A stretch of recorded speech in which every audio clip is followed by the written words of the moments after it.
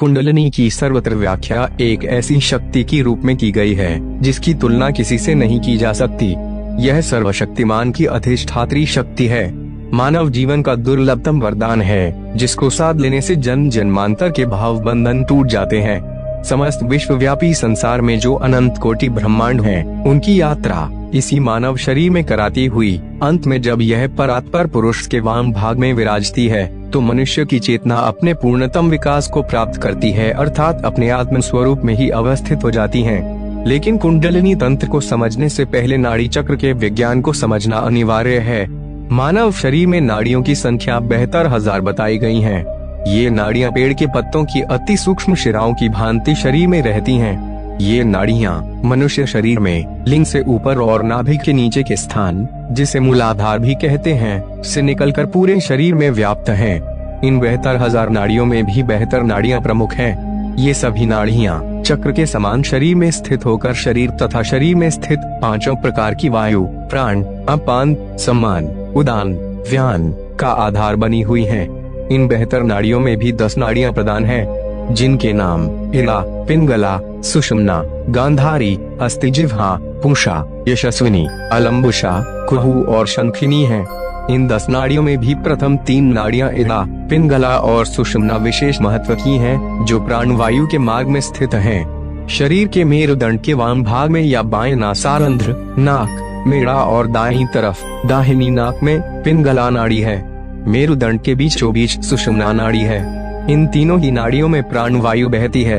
इसके अतिरिक्त बाईं आंख में गांधारी, दाहिनी आंख में हस्तिजिह्वा, दाएं कान में पूषा, बाएं कान में यशस्विनी, मुख में अलम्बुषा, लिंग में कुहू और गुदा में शंखिनी स्थित है।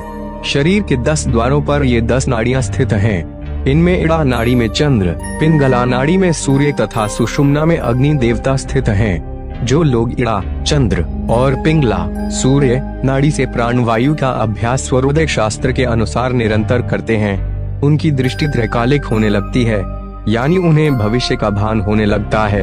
इन नाड़ियों के स्वर से शुभ अशुभ, किसी कार्य के सिद्ध होने या बेकार जाने का ज्ञान प्राप्त किया जा सकता है।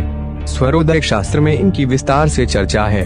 शुभ कर्म में चंद्र या इड़ा नाड़ी का चलना तथा रौद्र कर्म में सूर्य या पिंगला नाड़ी का चलना अच्छा माना जाता है। इड़ा नाड़ी चलने का अर्थ है बाएं नाक से श्वास का चलना और पिंगला नाड़ी चलने का अर्थ है दाहिनी नाक से श्वास का चलना। किस समय कौन सी नाड़ी चल रही है, इसका अनुभव आप अपनी नासिका छिद्रों के पास अपनी अंगुलियों को ले जाकर कर सकते हैं। इन नाड़ियों के चलने का क्रम इस प्रकार से है। शुक्ल पक्ष में पहले 3 दिन तक चंद्र नाड़ी चलती है, इसके बाद 3 दिन तक सूर्य नाड़ी चलती है, फिर उसके बाद 3 दिन तक चंद्र नाड़ी और उसके बाद 3 दिन सूर्य नाड़ी चलती है। इसी क्रम से शुक्ल पक्ष में नाड़ी संचालन होता है। इसी प्रकार से कृष्ण पक्ष में पहले 3 दिन दाहिनी नाड़ी यानी सूर्य स्वर्ग का उदय होता है, उसके बाद चंद्र नाड़ी का। इसी प्रकार से प्रत्येक दिन इन नाड़ियों का क्रमबद्ध उदय एवं अस्त होता है। इन समस्त नाड़ियों का संचालन करने वाली शक्ति ही कुंडलिनी शक्ति है। कुंडलिनी शक्ति मूलाधार चक्र के नीचे सर्प की भांति 3.5 कुंडली मांच कर सोई हुई है। कहते हैं कि यह सोई हुई कुंडलिनी शक्ति जब पहली बार जागती है तो शरीर में भूकंप सा एहसास होता है। यद्यपि प्रत्येक साधक के अपने स्वतंत्र निजी अनुभव हो सकते हैं, लेकिन शरीर उस समय विचित्र पीड़ा के दौर से गुजरता है, एक ऐसा अनुभव जैसा पहले कभी न हुआ हो। इसीलिए योगाचार्यों ने कहा है कि बिना सुयोग्य गुरु की देखरेख में कुंडलिनी जगाने का प्रयास नहीं करना चाहिए। निरंतर साधना एवं अभ्यास से जब कुंडलिनी जागती है तो वे ऊपर की तरफ उठती है। उस समय सुषुम्ना नाड़ी प्राणवायु के लिए राजपथ बन जाती है। जैसे एक राजा राजमार्ग से अपने पूरे ऐश्वर्य के साथ निकलता है, वैसे ही प्राणवायु सुषुम्ना नाड़ी में सुखपूर्वक बहती है। उस समय चित यानी मन निरालंब हो जाता है और योगी को किसी भी प्रकार का भय नहीं रह जाता। तंत्र शास्त्रों में सुषुम्ना नाड़ी की बहुत महिमा बखान की गई है। इसे शून्य पदवी, ब्रह्मरंध्र, महापथ, श्मशान, शांभवी, मध्य मार्ग आदि नाम दिए गए हैं। कुंडलिनी के जागरण में महामुद्रा का विशेष विधान है। इस महामुद्रा को आदिनाथ आदि महासिद्धों ने प्रकट किया था। इस महामुद्रा से पंच महाक्लेश, अविद्या, अस्मिता, राग, द्वेष और अभिनिवेश रूपी शौक मोह आदि नष्ट हो जाते हैं। जागने के बाद जब कुंडलिनी शक्ति ऊपर की तरफ उठती है तो सारे चक्र खिल जाते हैं। ब्रह्म ग्रंथि, विष्णु ग्रंथि और रुद्र ग्रंथि खुल जाती हैं तथा शरीर में स्थित षट चक्र पूर्ण विकसित होते हुए खुल जाते हैं। शरीर के मेरुदंड के भीतर ब्रह्म नाड़ी में अनेक चक्रों की कल्पना की गई है, लेकिन मुख्य रूप से 6 चक्र होते हैं। इन 6 चक्रों के नाम मूलाधार, स्वाधिष्ठान, मणिपूरक, अनाहत, विशुद्ध और आज्ञा चक्र हैं तथा इनके स्थान क्रमशः योनि, लिंग, नाभि, हृदय, कंठ और भ्रूमध्य हैं। इन 6 चक्रों के अलावा एक 7वां चक्र होता है जिसे सहस्रार चक्र कहते हैं। यह चक्र मस्तिष्क में पीछे की तरफ सबसे ऊपर होता है। यहीं पर परात्पर पुरुष सहस्त्रों पंखुड़ियों वाले कमल पर बैठा है। आदि शंकराचार्य के सौंदर्य लहरी के अनुसार कुंडलिनी शक्ति का जागरण ब्रह्मरंध्र सुषुम्ना नाड़ी में स्थित 6 चक्रों का भेदन करके किया जा सकता है। हमारी शरीर को प्रभावित प्रारंभ के 5 चक्र मूलाधार, स्वाधिष्ठान, मणिपूरक, अनाहत, विशुद्ध ही करते हैं। उनके अधिपति क्रमशः पृथ्वी, अग्नि, जल, वायु और आकाश हैं। आज्ञा चक्र महतत्व से संचालित और मन यानी संस्कारों को प्रभावित करने वाला है। सुयोग्य गुरु सर्वप्रथम योग, प्राणायाम, ध्यान और साधना के माध्यम से शिष्य के इन 6 चक्रों का भेदन करता है। इसकी शुरुआत मूलाधार चक्र से होती है। प्रत्येक चक्र के भेदन पर शिष्य को विस्मित और चकित कर देने वाली सिद्धियां प्राप्त होती जाती हैं। मूलाधार चक्र सुषुम्ना नाड़ी के सबसे निचले भाग में मूलाधार चक्र स्थित होता है। इसकी स्थिति गुदाद्वार एवं जनांगों के बीच बताई गई है। योग शास्त्रों में इसे चेतन शक्ति का प्राण ऊर्जा केंद्र कहा गया है। शरीर के इसी आधार केंद्र में कुंडलिनी महाशक्ति कुंडली मारे प्रसुप्त मुद्रा में दबी पड़ी रहती हैं और यौगिक साधनों के माध्यम से जागृत होने पर षट चक्रों का भेदन करती हुई सहस्त्रार की यात्रा करती है तथा अनेकानेक अतीन्द्रिय दिव्य क्षमताओं का गुप्त भांडागार साधक के सामने खोल देती है। मस्तिष्क को प्राण विद्युत के शक्ति धारा की आपूर्ति इसी केंद्र के माध्यम से होती है। वैज्ञानिकों ने इस केंद्र का संबंध प्रजनन ग्रंथियों से जोड़ा है।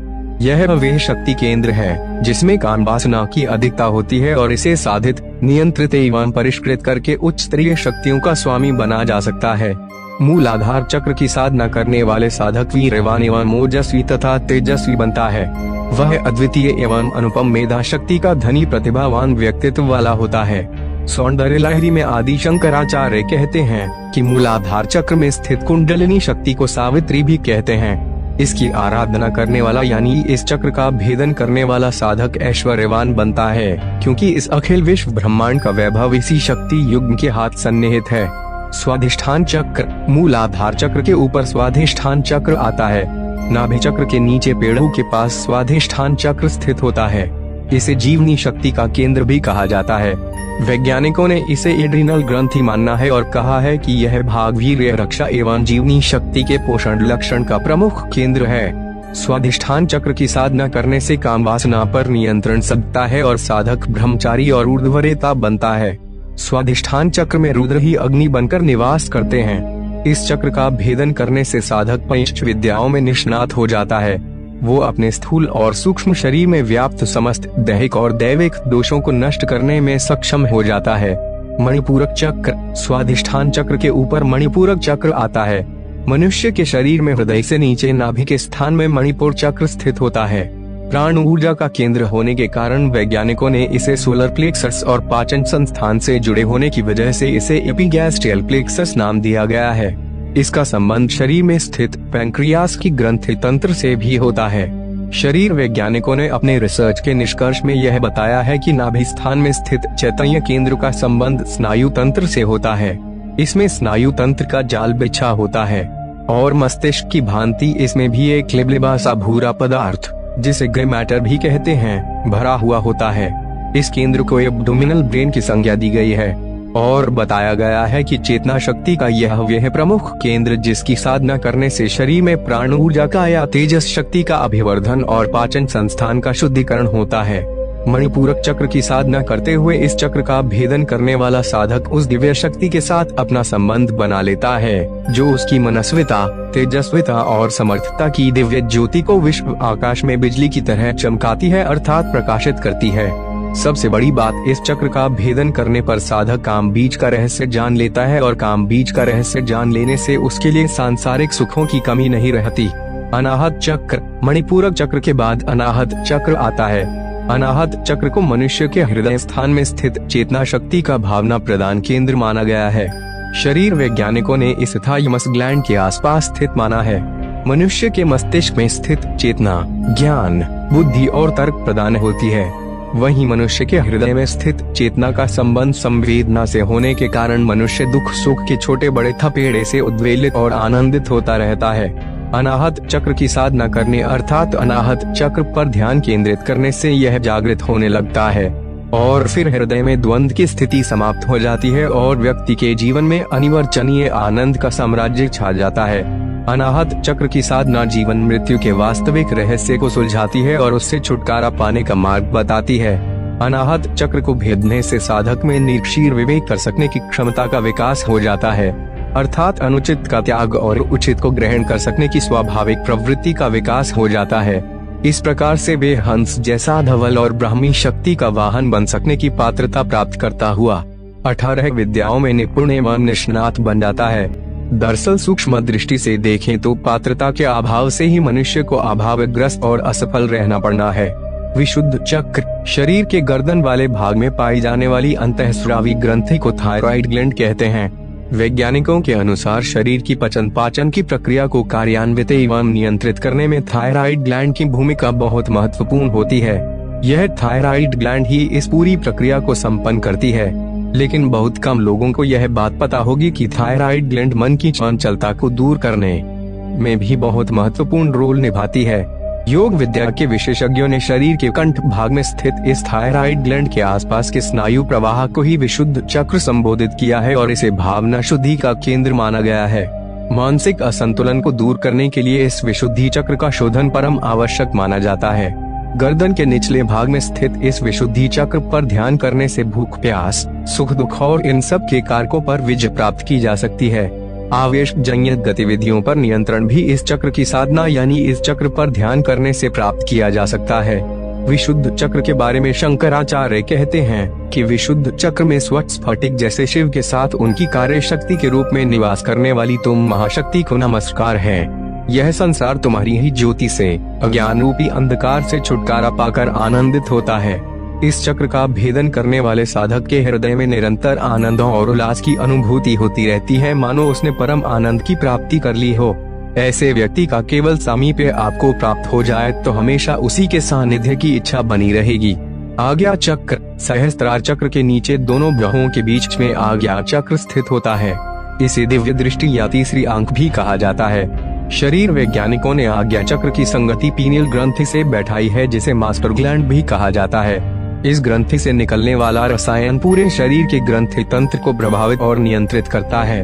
पीनियल ग्लैंड के परिष्कार से कई प्रकार के शारीरिक और मानसिक रोगों का निराकरण हो जाता है।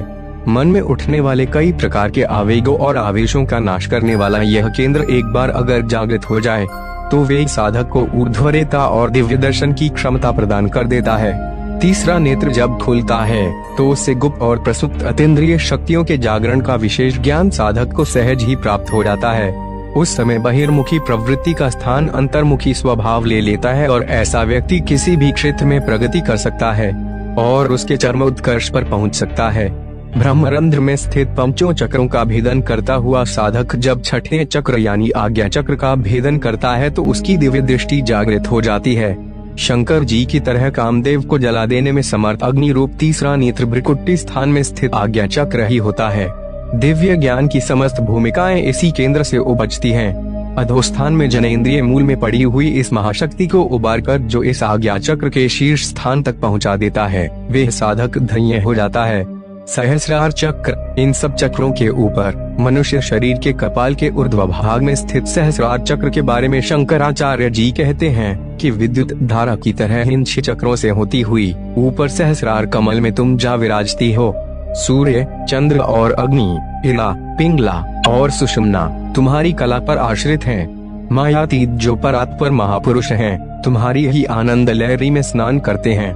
इन 6 चक्रों के भेदन के दौरान प्राणवायु ब्रह्मरंध्र अर्थात सुषुम्ना नाड़ी में ही गति करता है। इन 6 चक्रों के भेदन के पश्चात गुरु अपने साधक शिष्य से वो साधना करवाता है जो उस महासर्पिणी परम शक्ति कुंडलिनी को जागृत करती है। षट चक्र भेदन एक तरह से कुंडलिनी शक्ति के महापथ का निर्माण है। एक बार जब कुंडलिनी शक्ति जागती है तो भ्रमरंध्र में षट चक्रों से होती हुई विद्युत गति से सीधा सहस्रार में जा मिलती है।